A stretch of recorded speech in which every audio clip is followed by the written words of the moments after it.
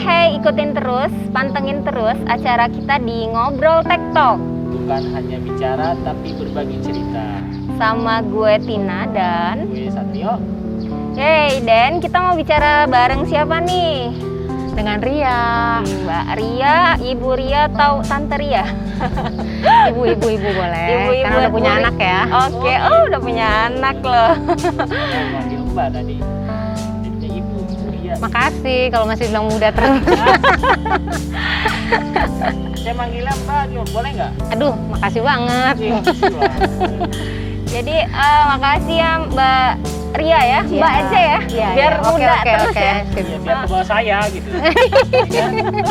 Emang kita muda. Iya, udah kayaknya. Ya Mbak Ria ya, Mbak Ria makasih ya udah mau diajak ngobrol tektok.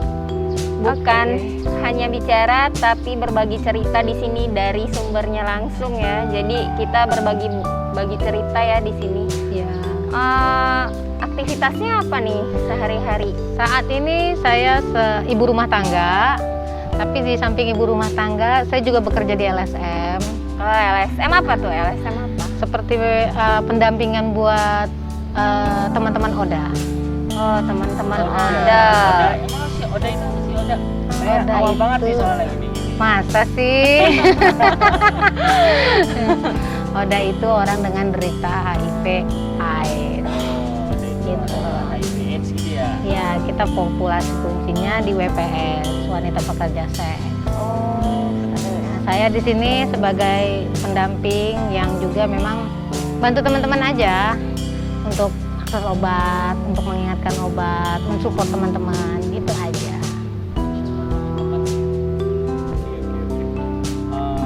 Mbak Ria ya, boleh kan? Ria, manggil Mbak Ria, ya? iya. Oh, udah sama saya gitu kan. Mbak Ria pengalamannya apa aja nih selama ini jadi LSM ya? Apa aja tuh pengalamannya, boleh diceritain nggak sama kita? Pengalaman di mana nih saat menghadapi teman-temannya atau di saat ngerujuk atau di Oh, saat banyak ya? banyak banget karena itu terbilang kita Pengalaman ketemunya yang di sangat jalan. Berkesan kali ya? Yang Pengalaman. membuat kalian tuh berkesan banget nih di momen ini ya? Pengalaman yang membuat saya berkesan sampai saya jatuh cinta dengan pekerjaan saya sendiri. Saya lebih merasa berpikir kalau hidup itu nggak selalu ada di atas gitu. Dan kita harus bisa belajar juga dari mereka-mereka itu membuka hati, membuka telinga kalau mereka juga punya jeritan tersendiri gitu. Kadang kita merasa kita lemah, kita merasa terpuruk. Tapi kalau kita dengerin cerita dari teman-teman kita, itu kita jadi merasa kuat. Itu sih, seperti itu. Aduh, saya mau ngomong apa ya, luar biasa. jadi gimana ikut-ikutan ya? Ikutan hebat ya. Jadi Mbak Ria ini sehari-hari LSM itu di luar ya, Lebih banyak di lapangan. di lapangan bukan di kantor ya. Bukan, kita bukan kerja kantor. Bukan kerja kantoran. Iya. Mungkin membantu pasien-pasien untuk akses obat gitu ya, yang kesulitan benar, ya. iya. Jadi kan kalau kita kan didasarinnya kalau awal sekali saya pertama kerja itu kan jatuhnya di penjangkauan. Menjangkau di tempat-tempat hiburan gitu kan, di tempat-tempat pekerja-pekerja wanita-wanita malam kayak gitu-gitu. Jadi langsung tuh datang ke lokasi. Datang ke lokasi, terus kita biasanya kita bertemu dengan maminya atau kepala gengnya, dibilangnya kan orang lapangan gitu, meminta izin seperti itu sih, terus mengedukasi, mengajak untuk tes, bersediakah gitu ya, seperti yang orang di luar bilang banyaknya penyakit masyarakat itu loh, kayak gitu. Nah dari situ 1-2 kita pernah menemukan yang positif, seperti dari yang positif itu menjadi pendampingan khusus kita, yang kita follow up terus sampai dia akses obat. Oh, berarti Mbak Ria datang ke lokasi, terus edukasi yang ada di sana. Iya. Diajak untuk tes ya. Ya, Ketika ada yang positif, itu yang dipegang ya. sampai Iya. dia mengakses obat di puskesmas yang terdekat lah gitu. ya betul. Ceritanya. Tuh hebat banget ya dia ya. Jadi harus punya power ya. Jadi apa apa istilahnya dari hati kerjanya ya. Seperti itu. Kalau saya sih bisa bekerja seperti ini berdasarkan dari pengalaman hidup saya sendiri juga sih. Jadi pengalaman pribadi ya. Ya. Jadi ngerasa bahwa kita sama seperti teman-teman Mereka yang ada di lain luar gitu, sana. di luar Iya. sana ya. Ada nggak pengalaman pribadi yang sampai ngerasa bahwa oh pokoknya saya harus membantu orang-orang di luar sana, jangan sampai apa yang saya rasakan juga dirasakan, atau gimana? Pernah. Kalau saya lebih ke cenderung begini. Saya seorang ibu yang melahirkan anak positif. Itu pengalaman terbesar buat saya, pengalaman yang menurut saya berharga, di mana saya harus memperjuangkan anak itu layak hidup. Walaupun prediksi manusia, prediksi dokter mungkin sudah angkat tangan gitu. Karena dengan banyaknya infeksi gitu, dengan banyaknya penyakit, dengan tipis kemungkinan gitu, dengan dibilang bayi yang tidak bisa diprediksikan, itu membuat hantaman buat saya, hantaman hidup ya gitu. Tapi saya termotivasi dari anak saya itu, kalau saya berpikirnya gini, di saat dia dirawat, saya cuma berpikir gini, ini anak layak hidup, saya tidak boleh pasrah gitu. Kalau melihat walaupun selang banyak masuk, tapi saya punya kekuatan batin tersendiri sebagai seorang ibu. Saya harus memperjuangkan ini anak pengen hidup kok, ini anak layak hidup gitu. Jadi dari situ termotivasi buat saya tuh untuk berjuang. Seperti itu. Jadi pas di saat saya mau melemah, saya mau putus asa, bahkan sampai berapa kali mencoba untuk pasrah, coba bunuh diri gitu. Tapi saya mikir, sampai di situ anak saya diputuskan vonis dokter harus meminum obat, di situ saya juga belum minum obat. Karena masih belum bisa terima. Tapi saya mikir dengan support dari teman-teman juga gitu, yang sebelum bisa jadi saya seperti ini, yang membuat saya juga jadi seperti ini, ya saya termotivasi gitu. Saya punya prinsip, saya nggak ada bedanya sama orang-orang di luar kalau saya hidup sehat. Benar-benar banget, Gitu. hebat banget ya. Jadi sampai saat ini anaknya sehat. Puji Tuhan sehat. Alhamdulillah. 7 tahun. 7 tahun. Benar-benar perjuangan seorang ibu ya.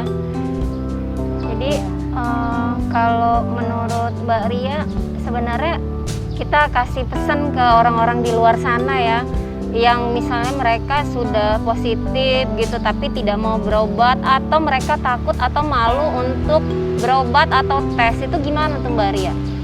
Kalau saya mau kasih tips buat teman-teman yang di luar sana, saya cuma bilang begini, kita lebih baik mengetahui status kita semasa dini. Itu satu hal yang lebih penting daripada kita tervonis itu di saat kita sudah mengalami sakit penyakit. Satu. Kedua, kita nggak ada bedanya sama manusia di luar sana yang bisa bekerja di kantor, yang bisa beraktivitas di luar sana, kalau kita bisa menjaga, walaupun dengan kita yang sudah statusnya positif gitu ya, kalau kita bisa tetap hidup sehat, kita tetap bisa berkarya. Itu tips yang buat saya. Asalkan dia mau patuh, dia mau bisa menerima diri dia, berdamai dengan masa lalunya dia, itu bisa membuat dia termotivasi kalau hidup itu indah di depannya. Luar biasa. Mbak Ria, saya mau nanya nih, kedepannya apa yang Mbak Ria ingin lakukan dan ingin dicita-citakan di pekerjaan Mbak Ria? Cita-cita saya cuma satu, kalau Tuhan kasih saya berkat lebih, saya akan membuka rumah singgah untuk terutama anak-anak positif. Kalau Tuhan kasih berkat saya lebih. Kedua, kedua itu saya ingin memutus rantai penularan.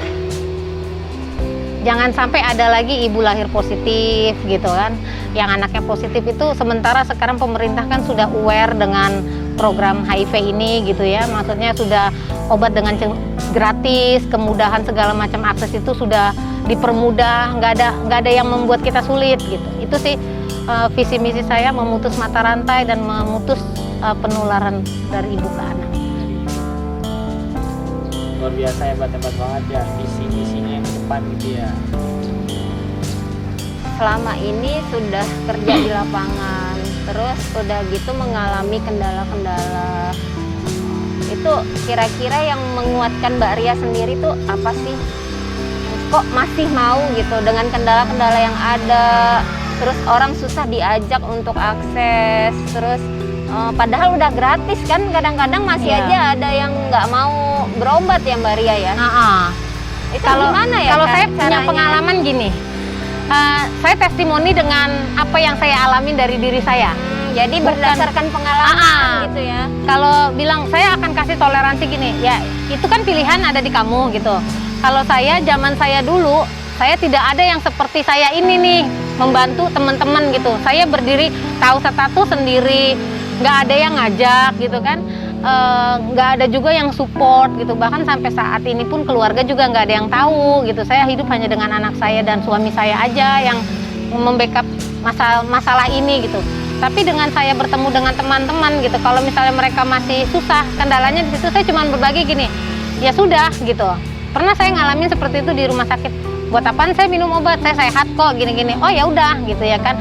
Saya cuma bisa berdoa semoga kamu sehat selalu gitu. Karena dengan edukasi-edukasi yang saya sudah pahamin, berikut dengan gambaran dan kenyataan, itu kan fakta gitu. Kalau orang yang seperti ini akan seperti ini, akan ada penyakit yang seperti ini, akan ada kekebalan imun tubuh yang lemah. Dengan seperti itu paling tidak sebodoh-bodohnya orang yang tidak sekolah, mereka akan lebih pasti lebih paham dengan kenyataan yang kita ceritakan seperti itu. Gitu sih. Kendalanya di situ.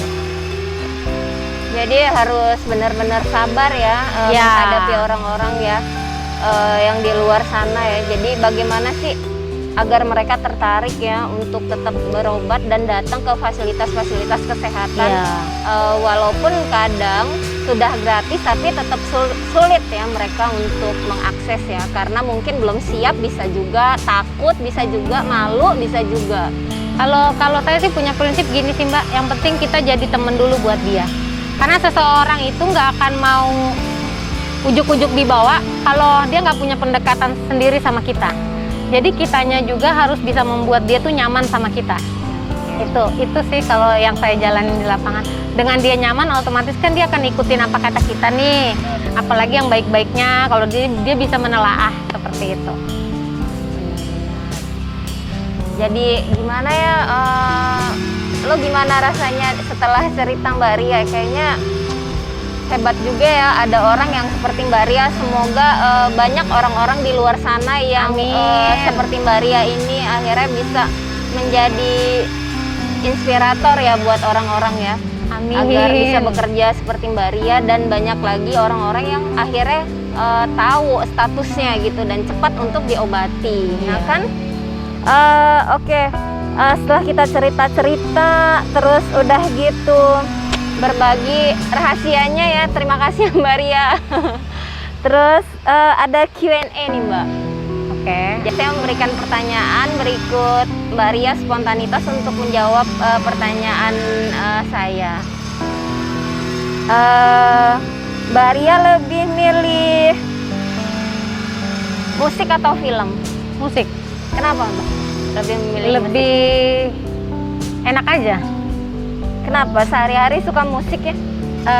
Kalau film itu kan kadang kita bisa terbawa kalau musik itu bisa menyesuaikan suasana hati. Kalau film itu kadang mau bikin keruh pikiran. Jadi terbawa-bawa gitu ya. Jadi kalau seandainya filmnya sedih ikut nangis Ya, gitu. Melo sekali. Iya benar-benar bisa dibilang gitu. Terus selanjutnya Mbak milih kaos atau kemeja? Kaos, Lebih santai ya? lebih santai. Kalau kemeja pernah nggak pakai? Proses pakai kancing. Bisa aja Maria ini. Satu lagi ya Mbak ya, satu lagi ya. Lebih milih masak atau beresin rumah? Masak, hobi banget. Terus emang kenapa beresin rumah, siapa suaminya? Saya juga sih, cuma nggak sebersih suami. Oke Mbak, makasih ya Mbak jawaban-jawaban spontannya ya Mbak ya. Oke. Oke, buat semuanya pantangin terus kisah-kisah beberapa orang yang mungkin bisa membuat yang menonton terinspirasi. Jangan lupa dukung kita juga untuk bikin konten-konten berbagi ini. Oke? Bener Jangan banget. lupa di like, share, and subscribe YouTube channel yang ada di sini. Ya, jangan lupa saksikan kita terus di Ngobrol TikTok yang berikut-berikutnya. Jadi ngobrol TikTok bukan hanya bicara, tapi kita berbagi cerita. Sampai ketemu lagi.